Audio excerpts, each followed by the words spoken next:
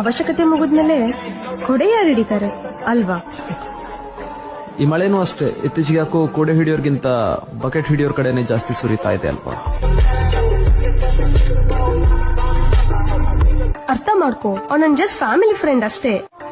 ಹಾವು ಇಣಿ ಆಟದಲ್ಲಿ ಮಾವುತನ್ಗೇನ್ ಕೆಲ್ಸ?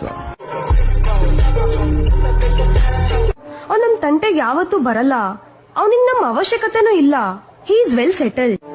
ಒಬ್ಬ ಸಾಫ್ಟ್ವೇರ್ ಇಂಜಿನಿಯರ್ ಪದೇ ಪದೇ ಗುಜರಿ ಅಂಗಡಿಗೆ ಬರ್ತಿದ್ದಾನಂದ್ರೆ ಅದರ ಅರ್ಥ ಅವನಿಡೀ ಗುಜರಿ ಅಂಗಡಿನ ತಗೋತಾನಂತಲ್ಲ. ಅದ್ರಲ್ಲಿ ಯಾವ್ದೋ ಒಂದ್ ಸಣ್ಣ ಪಾರ್ಟ್ ಅವನಿಗೆ ಬೇಕಂತಲ್ವಾ? ಅವ್ನಂಗ್ ಪರಿಚಯ ಆದಾಗಿಂದ ಇವತ್ತಿನವರೆಗೂ ನನ್ ಜೊತೆ ಒಂದ್ ದಿನಾನು ಕೆಡ್ಡಾಗ್ ನಡ್ಕೊಂಡಿಲ್ಲ ಗೊತ್ತಾ?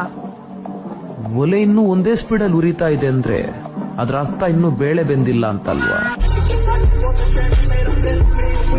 ಹಂಗಲ್ಲ ಕಣೋ. ಅಪರಾಧ ಖಾತ್ರಿಯಾದ ನಂತರವೂ ಅಪರಾಧಿ ಅಪರಾಧದ ಪರವಾಗಿ ನಿಲ್ತಾನಂತಂದ್ರೆ ಅಪರಾಧದಲ್ಲಿ ತನ್ನ ಶಾಮೀಲು ಇದೆ ಅಂತಲ್ವಾ?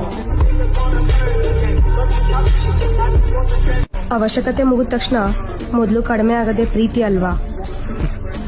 ಆಗೋದಿಲ್ಲ, ಆದ್ಮೇಲೆ ಅರಿವಾಗೋದು. ಅದೊಂದು ಅದ್ಭುತ ಆಲೋಚನೆ ಹೊರತು ಅದ್ರಲ್ಲಿ ಅಂಥದ್ದೇನೂ ಇರಲಿಲ್ಲ.